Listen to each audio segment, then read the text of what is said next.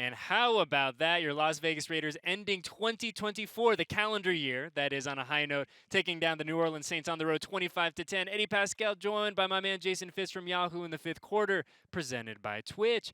And Fitz, I mean this in a positive, like not tongue in fully in cheek type of way. When was the last time that we enjoyed a stress-free Raiders fourth quarter? I mean, it was kind of nice today. I enjoyed it. Yeah, I mean, we got to go back to the Chargers debacle from last year, right? And Mm-hmm. that was a fun one to watch. It was nice not just to see a final score that was indicative of the game, but also a game that largely felt like it was in control. I mean, these are the moments that I think all of us as fans look at and we say, God, this is what we want to see. Like you want to see an offense. You scream about running the football. My God, this was an offensive line that was making space to run the football with. It was an offense that was running on schedule. Like I watched all of this and thought, my God, I love just seeing efficient Raiders football. This was efficient Raiders football with a defense that was flying to the game, flying to the ball that was absolutely impacting the game, particularly in the second half. It's heck of a team win. Yeah, big time. And then we will get to the run game in a second because, as you say, I get on here every week and I yell about the importance of running the football. And I say, look, I'm not this football savant, but like I can see that when the Raiders have had success, there's one thing or maybe two things that they all have in common is when they can effectively run the football. And that's certainly what the Raiders did today. But Fitz, I really want to go back, and you were talking about it, kind of this full, complete, stress free, relaxing, ending the calendar year on a high note type of W. But I want to go back to that very first drive. The Raiders marched down the field. Amir Abdullah, who was incredible today, and we're going to give Amir his flowers in just a second. But they get down within the one, and you're sitting at first and goal at the half-yard line, and you settle for a field goal. And it just felt like in that moment, Fitz, that was the moment of, here we go again. The Raiders can punch it in. You know you're going to look back at the in the fourth quarter and say, "Gosh, what would a touchdown meant to the team at that point?" But give them credit because they bounced back. It was just a small pothole on ultimately a grand adventure today. But I really did enjoy kind of the bounce back collectively from that team because look, you and I have talked about 2024 has not gone the way that we have expected, that the Raiders expected, the whole deal. And you have a moment like that where you have that line. I think it was 16 play drive to get down to the goal line, and you can't finish that drive. And I feel like there's a natural human element of, oh gosh, I mean, we heard about the travel difficulties for the team on the broadcast. Like it feels like one of those easy moments to be like, great, here we go again. But that is not what Antonio Pierce's team did this afternoon. That this Antonio Pierce team continues to fight. They continue to play hard. They continue to play for four quarters. I mean, all of the things that we've talked about. And look, I think we're all looking through the nuance of a season that went off the rails. So, how do you find things that you can build on? Well, certainly the way that they continue to fight is something that you can build on. And this team has gotten better, although it didn't show up in that first drive. This team has gotten better in short yardage over the course of the last couple of weeks, too. Something I've been really critical on for them. The inability to convert 3rd and 2, 4th and 1. Like that's just not an easy thing. Well, it's getting much, much better in that process. The ability to move the offensive line is getting much, much better. Can you keep Aiden O'Connell upright? That's getting much, much better. He's just all of these things we're seeing improvement on. And that has to matter at some point when you have a season that hasn't gone the way you want it to go. You still have to look around and say, okay, well, what are the building blocks? Who are the guys that we're looking around saying, okay, what does the future look like? And when you start to look at what we've seen from some of the players on the field today, it just shows you that there are pieces here. That like this is not a team completely devoid of the ability to compete, and they showed that today. Yeah, I mean, speaking of building blocks, Fitz, that's what we call a segue in the biz. I mean, Brock Bowers just continues the otherworldly ascent that this young fella's had in 2024. I think, and you and I were talking about this, I want to say it was, gosh, I forget which game it was, but it was Kevin Harlan was coming out at the break, and this was, gosh, like midway through the season. And the bump coming out of the break was, and there goes Brock Bowers, blah, blah, blah, the best tight end in the NFL. And that was one of those moments where you're like, okay, wow, like the national media is starting to take note of what this guy's doing here in Vegas. And today, first segment in the broadcast, Mark Sanchez says, look, I know I'm a quarterback, but he's your offensive rookie of the year. And you look at what Brock did coming into today. There were 3 major records that we had our eye on for young Mr. Bowers. 7 receptions to break the single season receptions record for the Raiders. 5 receptions to break the NFL record for most receptions by a rookie. And then 10 receiving yards to break the NFL record for most receiving yards by a rookie tight end. Well fit, check, check, and check for young Mr. Bowers. He finishes his afternoon 7 catches on 7 targets for 77 yards. That's a lot of sevens. And the longest one, Yeah. also 17 yards.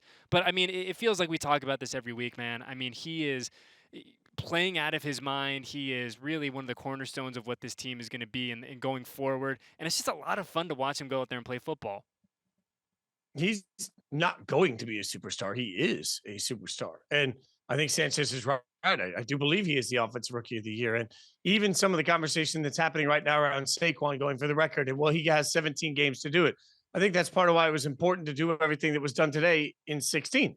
Like 16 games, it's how many games? We got one game left in the season. We are 16 games in, and Brock Bowers still sets these records that many people thought would never be broken. I mean, this is what's clear is that everybody's going to try and stop Brock Bowers. And even at that, they still can't. And it creates opportunity. We saw Trey Tucker take advantage of opportunity. We saw obviously Jacoby Myers take advantage of opportunity. You see coverages being rolled to just try and slow down Brock Bowers, and he still gets open. And this is a kid that the hardest thing about being a rookie is that you're suddenly drafted, you're suddenly living in a new place, you're suddenly learning a new offense, you're suddenly learning how to be a pro.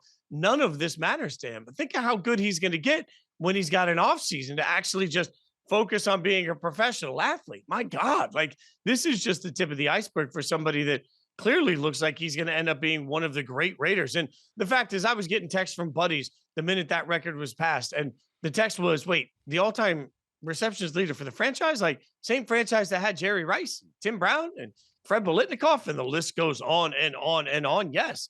The answer to that is yes. This is sheer greatness. And I mean, truly, this is one of the greatest Raiders draft picks we've ever seen. He's one of the best players in the league right now. Like it is just time to step back, appreciate it, go buy the jersey, and appreciate that there's an absolute beast that will change the game for the next decade from last year's draft. And it's wild too, Fizz, because obviously, during the course of the game, and the great thing for us was towards the end of that game, it felt like, all right, we get to the fourth quarter, like this game's a wrap. So, the broadcasters are telling stories and kind of diving into some of the storylines of really kind of big picture for both teams.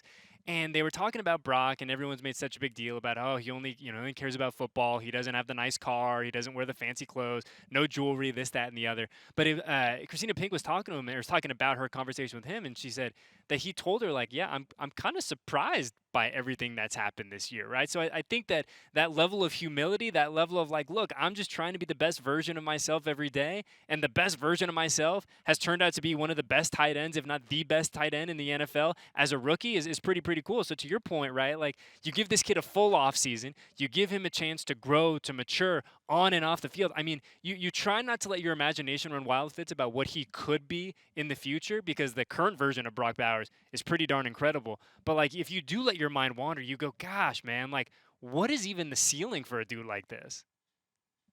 Yeah, and that's where when you're talking about a game record, and we've all seen it. We've all, if you're a Raiders fan, you've grown up watching some of the greatest tight ends in the history of the NFL. Unfortunately, many of them have played against us in the modern generation, right? Like to think that there are one of those difference makers, to think that we have our Tony Gonzalez, right? To think that we have our guy that's going to turn around and just absolutely, we have our Kelsey, whatever you want to call it. We have our guy as a franchise that's going to be more than just a tight end. He's a wide receiver. He's a blocker. He's everything you need him to do. He's not a liability in anything. Like we've had tight ends run through this organization before that can get some catches, but we all know that they're not really doing much else. Brock Bowers is capable of doing everything else that a tight end does. Like that's why this is so magical. So yeah, I think you have to step back and appreciate in a bad season. Sometimes great things happen, and now it becomes the team's job to figure out how to maximize it. Because as you and I have talked before in the past, like we've seen greatness from Josh Jacobs in individual seasons. We've seen greatness from Max Crosby year in and year out. We're seeing greatness from Brock Bowers. It's up to the organization, especially in this time where we haven't won enough games, to sit around and say, okay, how do we figure out how to be as great a team as we are some of our individual pieces? That's what's going to have to happen. Yeah, and obviously it's the question, the big kind of theme, the thesis that will carry on into the offseason. We still got one more game to go. We'll wrap this thing up next week at home against the Chargers. But you're 100% right, Fitz. Like I think that as great as Brock has been, and as great of a card that he is in your deck, like you got to figure out what to do to kind of take full advantage of his opportunity, to take full advantage of his greatness, and really to see, like you said earlier, can he impact an entire offense now going forward. But shifting back to today, a guy who took full advantage of an opportunity is friend of the program, Amir Abdullah, man. And like just the sheer, I wish I had a better word for it, Fitz. The coolness of Amir having a career day a decade into his NFL career is pretty phenomenal. Amir finishes his afternoon 20 carries, 115 yards, just under 6 yards a carry. And really, for that first half in particular, Fitz, felt like the heartbeat of this Raiders offense. And for a dude who has done so many things for this team, who has filled so many roles, to be the guy in the backfield, to have this kind of day. We talk about these moments of sunshine, these rays of brightness in an otherwise dark season. What Amir did today in New Orleans is right up there. And one of the big things that we've seen, with the new offensive strategy from the offensive coordinator is that you have a little bit more direct running. I think that fits Amir. What do we see today? Decisiveness, right? Handoff, explode, not handoff, read, figure out, then explode, handoff, explode. And we saw it over and over and over again. And it just felt at one point, Eddie, you tell me if you felt the same thing. Felt like he was just grabbing the ball and falling forward for Yeah. 5 or 6 yards every time. And it was fun to watch it. I want to credit the big boys up front for moving the line, but also, as we've learned, you got to, as a back, you got to be able to take advantage of the opportunities that are there for you. And it felt like he really maximized every carry. I thought there was a beautiful simplicity to how they were running the football. Wasn't trying to do a lot of weird motion or move everything to the right or the left. It was like, hey, we're going to hand the ball off and we are going to move forward. And the Saints have to stop it. They never could. Yeah, and I think what's great, and you hit the nail on the head there, Fitz, is that there was a beautiful simplicity to the whole thing, because there was a moment in that third quarter where I looked over and to one of the guys up in the studio and I said, we're just going to run the ball. Like, just run the ball. And that's exactly what they did. And they did it effectively. And we talk about Amir going just under 6 yards a carry. And excuse me, Alexander Madison running the ball 10 times for 32 as well. So just over north of 3 yards a carry for him. And we've talked about it so much, man, where it doesn't, especially with a team like this, where the season hasn't been the way that we want, or hasn't gone the way that we want it to go. You don't have to make it overly complicated. You play into what your playmakers do well. You feed the hot hand. One of my keys coming into today, Fitz, was, can you have that two-headed monster at running back? Can you have Amir and Alexander both rocking? And obviously Amir gets the lion's share of the carries today. But we see again, Fitz, the importance of being balanced offensively and what this does for the Raiders offense as a whole. I'm looking at the numbers today as I pull them up real quick. Raiders ran the ball 38 times. Aiden O'Connell threw the ball 35 times. That is the formula, right? That is the formula. We don't need to have this 60-40 disparity, this 75-25 disparity. Run the ball a little bit more than you want to throw the ball. And typically, Fitz, for this Raiders offense, good things happen when you're able to do just that. Yeah, the thing of it is, you've got to have the ability to execute, keeping the chains moving. You got to stay in proper down and distance, right? We talk a lot about that. You can't get behind the sticks, all of these different things. That effectiveness of balance is such an important part of maximizing Aiden O'Connell too. Like, I think you're taking so much off his shoulders if you're not asking him to dig you out of every single hole. And Aiden had some nice plays today. Yeah. That touchdown pass to the back of the end zone, that was a pretty one. Like, let's be honest. Like, there were some pretty throws in there, but you make your quarterback's job so much easier. And in fact, if you look at some of the better quarterbacks across the NFL, the use of play action has become such a massive part of how you free up good quarterbacks in the league right now.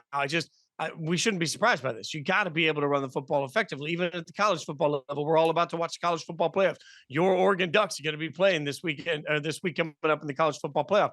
What's one of the big keys to all of this in the college football playoff? The teams that can run the football to set up the pass do well. When the Raiders can run the football to set up the pass, it's just all easier. Like, especially when you don't have, no offense to anybody, but when you don't have Patrick Mahomes back there, that's just, going to Hail Mary you, save you out of everything. You don't have Josh Allen back there just making wild plays to try and save you out of everything. It becomes important for efficiency's sake. You have to be able to run the football. You have to remain balanced. Well, I think one of the keys to that as well, Fitz, and you talk about Aiden playing good football today, having some of those, like, okay, here we go moment kind of throws. He goes 20-35, finishes with 242, 2 touchdowns, and most importantly, 0 interceptions. But I think for me, Fitz, really over the last couple of weeks, one thing that I've been pleasantly surprised about, and they brought it up so much last week, and I know some of it was kind of in jest, was like Aiden's athletic ability and his scrambling ability and ability to get out of the pocket and run a little bit when he needs to. And look, I'm not one of those guys where I'm like, let's turn Aiden into a dual threat quarterback. But again, today, seeing him have the ability, the acknowledgement of, there's going to be times where I'm going to have to use my legs and extend the play just a little bit.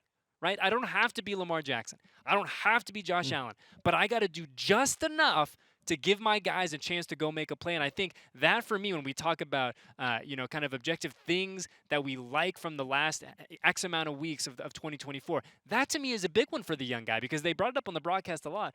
This is still a young guy who has not played a ton of NFL of NFL, starting experience. So any type of tangible improvement that we can see, I am taking as a major thumbs up for 2024.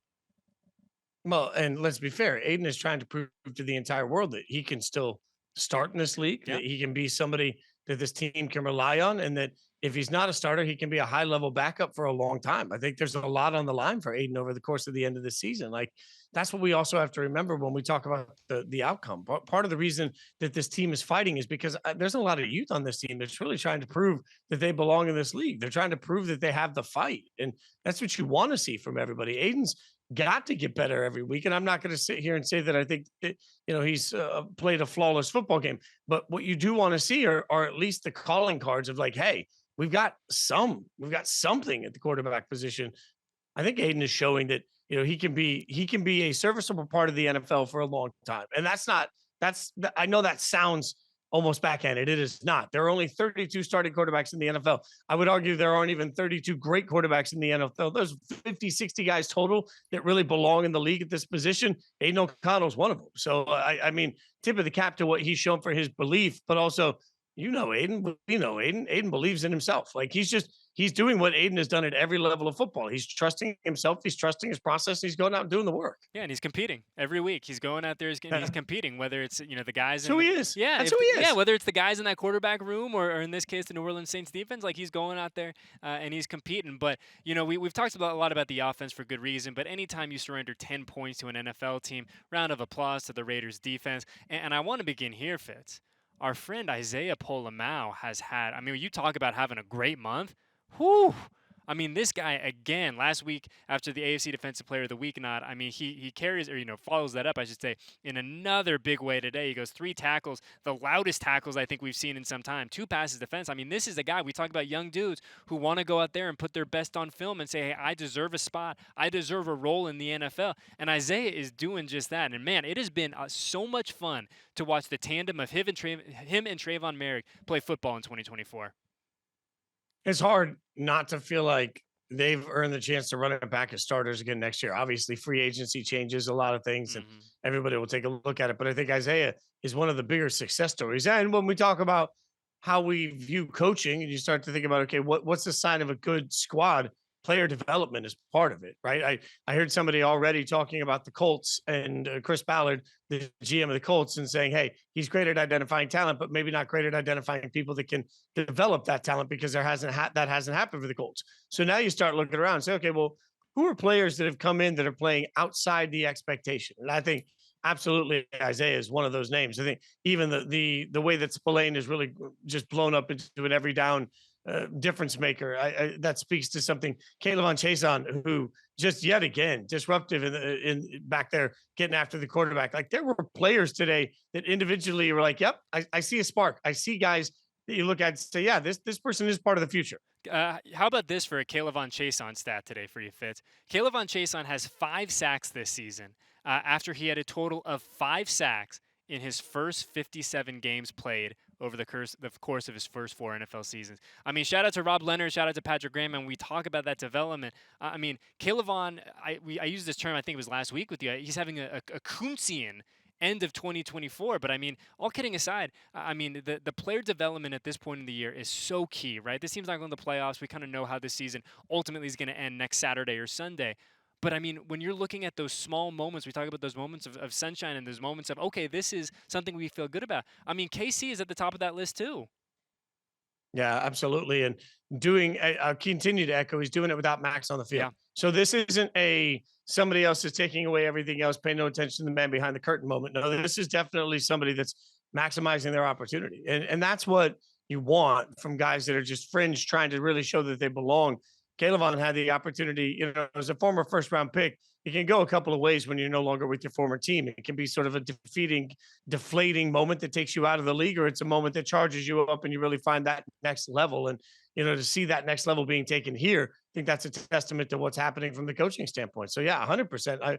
The number of times that you find him even above and beyond the stat sheet, the number of times you're watching the game today, you're like, yep, Jason's in the backfield. He's in the backfield. It's in the backfield. That's what he does. He is an absolute disruptor. And I can't say enough positive things, especially considering that we thought Malcolm Kuntz would be a big part of this defensive line, and injury didn't allow that to happen. For Chason to step up this way is huge and encouraging for the future. Yeah, and speaking of the future, and I'm glad you brought up kind of the tandem of Isaiah and Trayvon Merrigan. I was talking to someone about this the other day, where I say if you look at those guys, if you were to kind of just put brackets around their name, like they really are in so many ways, Fitz, kind of the perfect example of player development in so many ways, right? And obviously can't come at this from kind of different areas where, Isaiah's an undrafted dude, Trayvon, a second round draft pick. Many people thought he was gonna go in the first round, but all the same guys that every year have had just a little bit more put on their plate and a little bit more and a little bit more. And now Trayvon, obviously, without Marcus Epps for a huge majority of this year,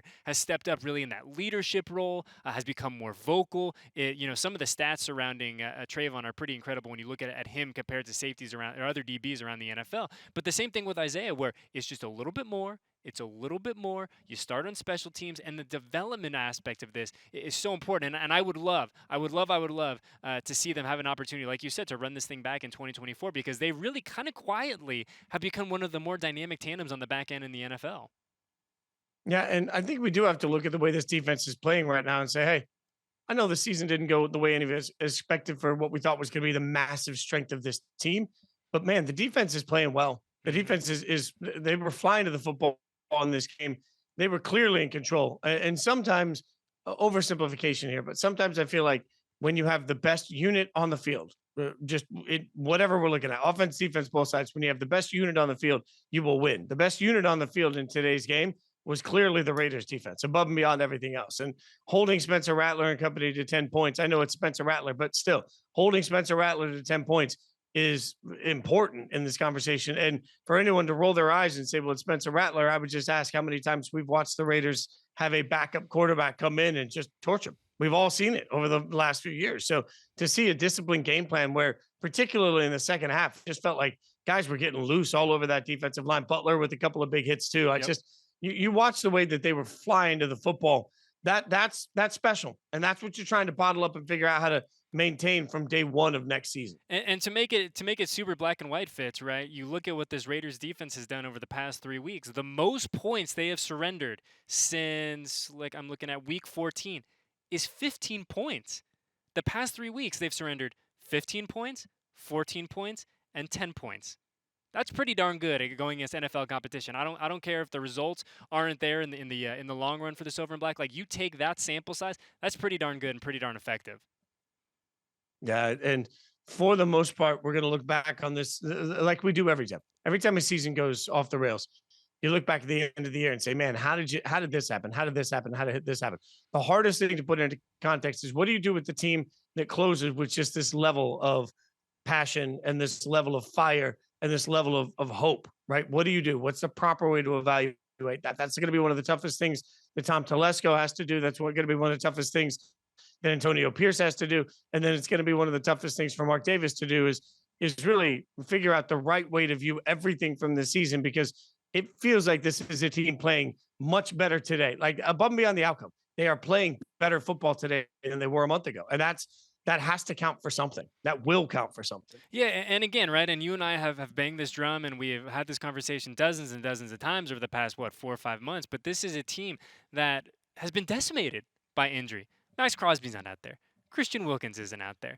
You look at Devontae Adams is now in New York. Like, there's so many, the version of the Raiders that we're seeing today, the version of the Raiders that we will take into 2025 looks so much different than the team that was in Costa Mesa, right? For a variety of reasons. But I think to your point, it all counts, it all matters in the grand scheme of things when we look at the season as a whole. But I'm glad I just want to hit one thing before we kind of move on here, Fitz. And you kind of brought this up earlier, so I'm curious if you'll get this trivia question right. Brock Bowers has 1,157 scrimmage yards this season after the Raiders drive. So this was, let's call it maybe like one or two drives left. So this might not be fully updated, but the stat remains. only one player had more scrimmage yards in his first NFL season as a Raider. So I should say, at the time, Brock at 1157, only one Raider had more scrimmage yards in his first NFL season. Who was Jason Fitz? That player. Jerry Rice. I'm going to go with Jerry Rice A and good, that a good dynamic guess. A offense. good guess. Josh Jacobs, right? A guy who, yeah, yeah. And you Josh talk about Jacobs. the Yeah. productivity. Guy touches the football all the time, but all the same, right? Like if you're in those kinds of conversations, and let's not forget that Josh Jacobs also had a very real chance at winning Offensive Rookie of the Year during his first year in silver and black as well. But it just goes to show you, Fitz, the kind of development that we've seen. Obviously, Brock Bowers is kind of in an otherworldly place, but we just got to kind of enjoy it. And looking ahead to next week, one more opportunity for the silver and black to do their thing, wrap this thing up at home against a division team. And look, the importance of getting a division win, I think, cannot be overstated. The silver and black, as we sit here on December 29th, do not yet have a win in the AFC West this year. So I guarantee you this, that the guys in that locker room, the guys that are on the plane right now headed back to Vegas from New Orleans, they're going to want to get a division win. But what do you want to see kind of out of that final outing for the boys in silver and black next weekend, Fitz? A win. Look, Yeah. I'm gonna. The Chargers have so little to play. I mean, the Chargers are a wild card, right? And they've clinched their wild card. Nothing is going to change that. And this is an important game for the Raiders. I think they're tone-setting games, and we're all familiar with these. Just over talked about tone-setting game, the tone-setting moment of John Gruden keeping the Chiefs out of the playoffs, and that was really a moment that turned everything around for that Raiders team and for the franchise moving forward. Now, there's nothing they can do. We can't eliminate the Chargers from the playoffs, but I think the last game of the year is about tone. It's about showing something. So I think you got to see the same level of effort, and you got to see the same level of passion. You got to see the same level of higher quality football. And my hope is that by going into this game with the Chargers having something to play for in seeding, they'll as it stands right now, game still going on. They're the 6th seed. They can move up to the 5 seed. I hope seeding is the motivator, because what I want to see is the best of a playoff football team take on this version of the Raiders. And then let's get a test of where we are. I think that's an important part of this, because I don't know how much you learn beating up on bad. You can't change who you play, but the last 2 opponents have not been particularly good teams. I want to see what this Raiders team looks like against a true playoff team, and a team that, by the way, is only going to get better for the next several years, right? So knowing what the West is going to look like, I want to see the Raiders go out and play with that sort of, oh my God, fire that I remember from that John Gruden win over Kansas City. Love to see him beat the Chargers. I think that's the important part of this. And to be fair, Chris, right? Like it feels, and maybe it doesn't when we look back at the season 5 years, 10 years from now, right? But finishing the season on a 3-game winning streak feels a little bit different than ending the season 2-1. Right, like, and look, we talked about it. In the grand scheme of things, is it going to matter? Probably not. But I think just in terms of the vibes, and to your point, beating up on 2 teams that you should have won or should have beat, which the Raiders did, but then finishing up at home against a playoff team and getting a win there, I think that, to me, Jason Fitz, would really kind of set the tone for this offseason and everything to come over the next, let's call it 4 or 5 months for the Silver and Black. But one quick programming note: you will be here next either Saturday or Sunday as we record this. We still don't know. But I will not be here. You are going to be joined by our pal Bryce Butler. You guys are going to carry the duties as we wrap up 2024, the 2024 season. My wife, as many of you know, we are on the final countdown. So the likelihood of me being in this building the next weekend is slim to none. So we said, hey, let's be safe. Let's make sure that we have a plan in place. And the plan in place for the 5th quarter presented by Twitch, Jason Fitz, Bryce Butler, they're going to do the duties. They're going to do a great job. I cannot wait to watch and listen from either a delivery room or my house or who knows. But I cannot wait. It is going to be so much fun. And Fitz, thank you guys so much for, one, not only taking care of business for me next weekend, but being such great partners in this whole little adventure in 2024, man. We had a lot of fun. Well, I mean, it's been unforgettable. I love working with a dear friend. That's the best part. But also, you've got to tell everybody that you already agreed that you were going to name your kid Jason Price in honor of this. I think we came to that deep conclusion with me, you, and Bryce. I feel like that was pretty late in. Yeah. Me, you, and Bryce came to that agreement. I don't know if that email was forwarded to the big boss. I don't know if the old wife was CC'd on that one, as it were. But I will report back about what her final ruling is on that, because I mean, you know as well as I do. I mean, she is the boss. I am simply just a just an employee that's trying to do my best and support and make sure everything is as it should be. But yes, I promise when the joyous moment comes, I will report back to all parties to reveal the name and all that good stuff. But man, yeah, seriously, like you said, it is such a fun such a fun thing that we get to do the show. Is this what, season 3, 4? How long have Yeah, we been doing third this time, now? third Time. It might be Golly. 4. It might be 4. It might be 4. This is what, I think 24? it's 4. I can't remember. I mean, Yeah. the COVID year was such a blur that, it really is hard to remember what Yeah. happened for most of 2020 into 2021. But yeah, we'll call it the 3.5 season of this show. Yeah. But it was so much fun. And like we talked about, it is such a blast that we get to do this every week. And the kind of triumvirate that we had this year of me, you, and Bryce worked out really, really well. And the fans seem to have engaged with it in a pretty decent way. So it has been an overall 2 thumbs up experience. And like I said, it'll be awesome for me now to kind of tune in next week, watch you guys do your thing as a fan, and say like, oh, I want to learn a little bit of something. So, but again, though, before I let you go, I got to give it to you, Fitz. One of the busiest men in sports media. Where can the people find you? What are you currently cooking on? Well, I'll be in the waiting room helping you Yes. with the. Okay, fine. Follow me on social media at Jason Fitz. You guys know the deal there. Check out Yahoo Sports. We've got inside coverage, our NFL podcast, 3 episodes a week. Really love what we do there. Charles Robinson has great Raiders insight. So if you're not checking the show out, you should. He gives a lot of information on there. We talk a lot about the team. And if you're getting ready for your draft coverage, check out the College Football Power Hour, our college show, where we deep dive into a bunch of these college prospects as well. So hang out with us at Yahoo Sports. Yes, you guys are doing a great job. And I promise you, while I am out of here, I will be hanging out with you guys a lot because I will have a lot of time. I'll be busy, but I'll have a lot of time on my hands. So for that note, for the final time in 2024, Raider Nation, thank you for letting me hang out with you. Jason Fitz and Bryce Butler, again, are going to carry you into 2025. They will be your Sherpas into a wonderful, beautiful offseason. So until next time, Eddie Paskal for my man Jason Fitz and everyone else at Silver and Black Productions. We'll see you next time. Well, I won't see you. Jason and Bryce will see you next week. Same time, same place for the 5th quarter, presented by Twitch.